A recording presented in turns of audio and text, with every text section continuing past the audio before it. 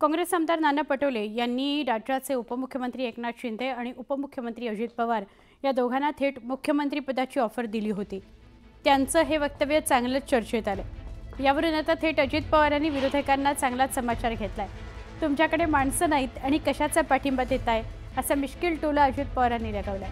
यावेळी भास्कर जाधवांनीही अजितदादा बोलत असताना मध्ये भाष्य केलं। त्यावरूनही त्यांनी खास शैलीत भास्कर जाधवांना टोला लगावला। मी सभागृहाला सांगतो, हा अर्थसंकल्प फक्त 1 वर्षाचा विचार करून आम्ही दिलेला नाहीये।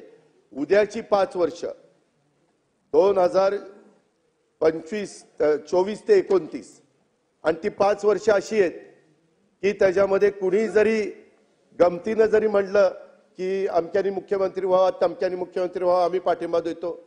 अरे तुमच्याकडे माणसंच नाही, कशाचा पाठिंबा देताय? 20 टाळकी असताना, 15 टाळकी असताना, 10 टाळकी असताना नाही। मग एक मिनिट, तसा नाही। तुम्ही पण बोलत असताना काही जण का बोलले?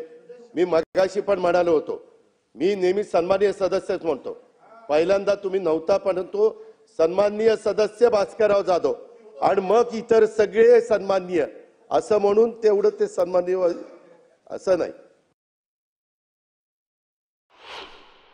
5 वर्ष ह्या सरकारला ब्रह्मदेव आला तरी कोणी धक्का लावू शकत नाही। मी अध्यक्ष महोदय हे सगळे बोलत असताना मी कधी त्यांना डिस्टर्ब केलं नाही। गप खाली मान घालून ऐकत होतो। ते मला इकडून मारत होते, तिकडून मारत होते, मी आपलं करत होतो।